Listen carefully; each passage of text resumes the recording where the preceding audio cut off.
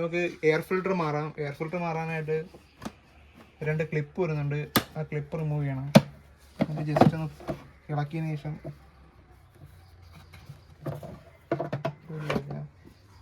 ഇതിപ്പോൾ ഫുള്ളി ബ്ലോക്കാണ്. ഇത് റീപ്ലേസ് ചെയ്യാം.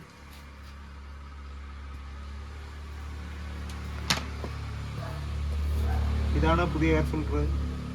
295 പ്രൈസ് വരുന്നത്.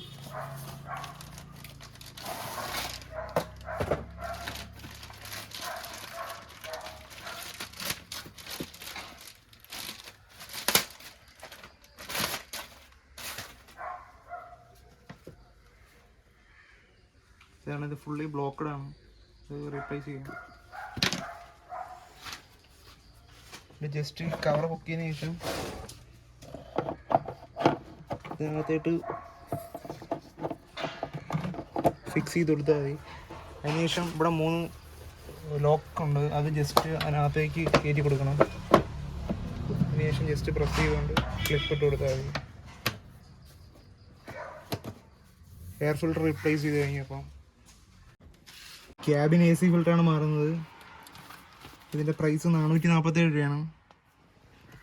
ഇതിൻ്റെ ലൊക്കേഷൻ എന്ന് പറയുന്ന ഗ്ലോ ബോക്സിന് അകത്താണ് വരുന്നത്. അതിനായിട്ട് ജസ്റ്റ് ഒന്ന് പുള്ള് ചെയ്തതിന് ശേഷം റിമൂവ് ചെയ്തെടുക്കാം. സിമ്പിളാണ്. മെഷീനകത്ത് ലോക്കുണ്ട്. ആ ലോക്ക് പ്രസ് ചെയ്താൽ അത് ഇളകി വരും. അതിനുശേഷം AC ഫിൽറ്റർ റിമൂവ് ചെയ്തെടുക്കാം.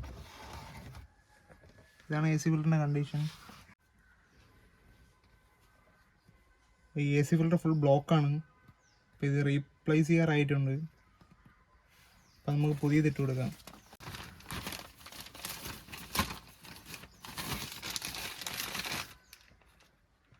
ഇതിൻ്റെ പൊസിഷൻ എന്ന് പറയുന്ന ഒരു ആരോ മാർക്ക് കൊണ്ട് അപ്പെന്ന് എഴുതിയിട്ടുണ്ട്. ഈ പൊസിഷൻ ഇങ്ങനെ വരുന്ന രീതിയിലാണ് AC ഫിൽറ്റർ ഇൻസ്റ്റാൾ ചെയ്യാറുള്ളത്.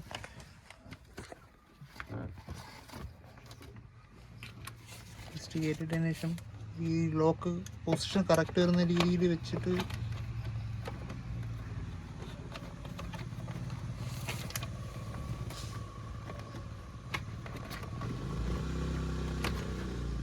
കറക്റ്റ് ലോക്ക് പൊസിഷൻ രീതി വെച്ചിട്ട് ജസ്റ്റ് ഒന്ന് പ്രസ് ചെയ്ത് കൊടുത്താൽ മതി. അപ്പോൾ അത് ലോക്ക് ആയിക്കോളും.